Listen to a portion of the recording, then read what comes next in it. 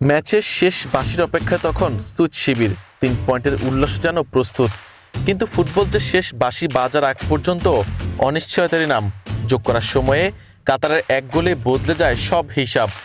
নিশ্চিত জয় হাতছাড়া করে হতাশ সুইজারল্যান্ড, আর ইতিহাস গড়ে উল্লাসে মাতে এশিয়ান চ্যাম্পিয়নরা। একটি পরিসংখ্যান সুইচ সমর্থকদের আশাবাদী করে তুলতে পারে। বিশ্বকাপে কোনো ম্যাচে প্রথম গোল করলে সুইজারল্যান্ড হারে না।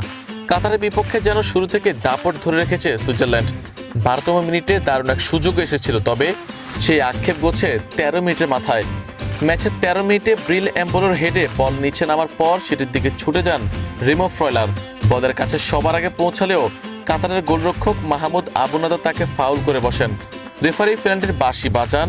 17 মিনিটে পেনাল্টি থেকে গোল করে সুইজারল্যান্ডকে এগিয়ে এম্বোলো। সান ফ্রান্সিসকোতে ম্যাচের প্রথমার্ধের প্রায় পুরোটা সময় দাপট দেখিয়েছে সুইজারল্যান্ড, কিন্তু পেনাল্টি থেকে পাওয়া এক গোলে থাকতে হয়েছে সন্তুষ্ট। কাতারও বেশ কিছু সুযোগ তৈরি করেছিল, তবে ভাগ্য আর কাজ করেনি। বিশ্বকাপে নিজেদের উদ্বোধনী ম্যাচে শুরু 10 মিনিটের মাঝেই দুদলই বড় দুটি সুযোগ পেয়েছিল।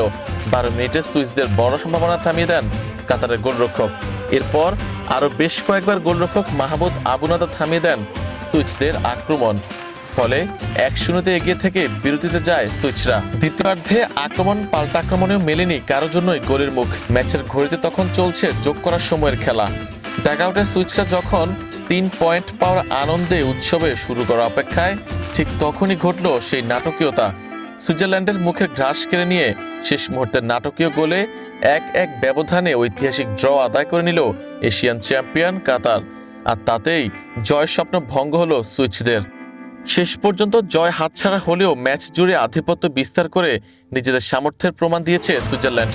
অন্যদিকে শেষ মুহূর্তের গোল কাতার কিনে দিয়েছে মূল্যবান 1 পয়েন্ট এবং বাড়তি আত্মবিশ্বাস। নাটকীয় এই ড্রয়ে দুই দলই বিশ্বকাপ অভিযান শুরু করলো ভিন্ন অনুভূতি নিয়ে। কাতারের জন্য যা জয়ের সমান, সুইজারল্যান্ডের জন্য তা যেন হারানো 2 পয়েন্টের আক্ষেপ। Ariful Islam, EN sports.